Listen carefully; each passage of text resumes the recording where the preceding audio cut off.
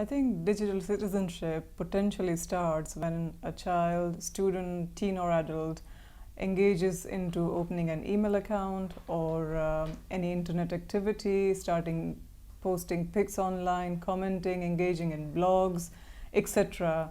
And that's where the citizenship starts. And I think, in my words, I would see it as a responsible and appropriate behavior over the internet.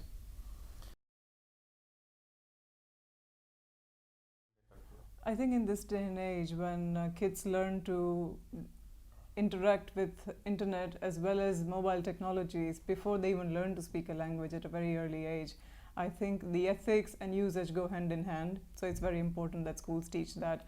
Sometimes you may come across a strata where we work in, where parents are not digitally literate. So it becomes even more important for schools to take up that role to educate children in terms of the safety as well as the citizenship of the internet. Sometimes you find that children create their own cyber world out there, which the parents really cannot peek into.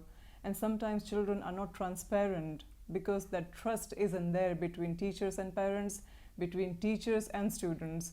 So schools are a place where there can be solidarity, there can be answers to the problems that students would face on online safety.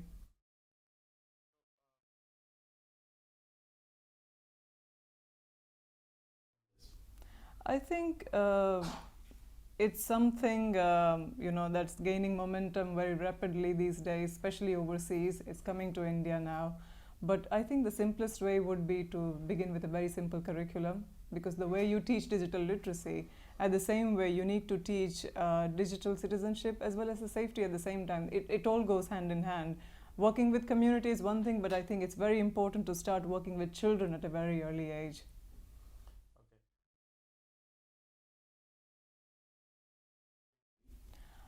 I think it's always going to be a cat and mouse game, because if you look at it from my point of view, children are digital natives, whereas teachers, parents, as well as the educational leaders are digital migrants. So children are always going to be ahead of us when it comes to digital literacy. So we have to constantly catch up with them and keep a tab on what's going on into the cyber world where they engage.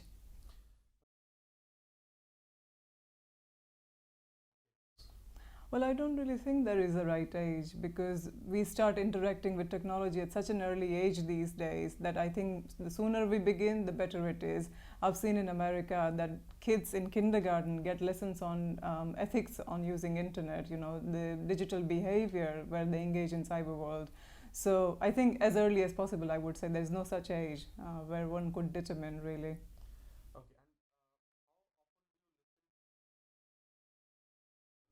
I mean, there are lots of forms of cyberbullying. One could be the identity, stealing of their identity. One could be crashing their emails, using their accounts, stalking people online, sending random messages. There are lots of forms of bullying online. But I think the way you teach a child social etiquettes, manners, and everything else at a very early age, I think those same social etiquettes and skills need to go into cyber behavior. Well, education always begins at home, but not everybody is fortunate and privileged enough to have parents who are highly educated and understand such issues. So I think schools should be even more responsible in that case. So I think teachers are the sort of at the core of helping students gain literacy as well as understanding of what are the potential threats out there. As far as government is concerned, internet is such a complex structure to govern, but still, the very easiest and first step one could take towards it is to create a curriculum that would give you not just literacy, but the positives and negatives of it as well, and how to deal with that environment that we rapidly think is growing and are unknown what the future holds for us in terms of technology. But creating cyber laws, protecting cyber crimes, preventing it from happening, and various forms from it.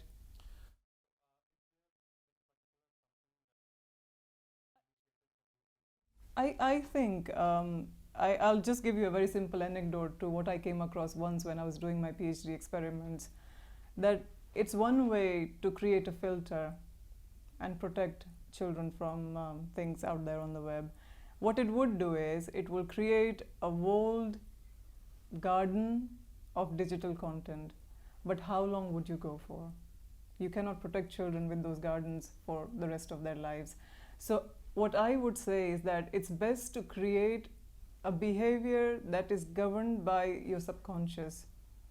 That I remember, there was this one TED talk we were showing, by a lady who was doing some research on bonobos, and there were certain aspects of it that talked about their physical behavior. And I remember children were working in group, and going on to Google, looking for images, looking for information on Wikipedia, and suddenly some sensitive images came up on Google, and the children started talking amongst themselves that this is not inappropriate, this is not appropriate, we cannot use this in the presentation.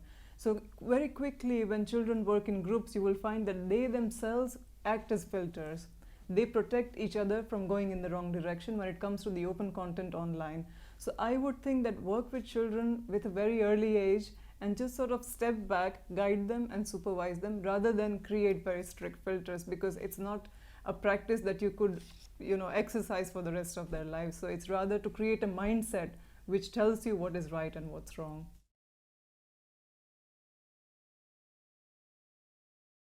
Yeah, I think in this day and age when technology is rapidly changing and transforming what education means to us, I think it's very important to realize that the skill to have for a 21st century learner is to critically appraise information, to be able to look for it, to analyze it, and eventually appraise it and turn it into knowledge.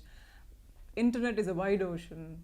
Knowledge is deep within, but it's your skill to dig that information out, appraise it, and then turn it into knowledge for yourself.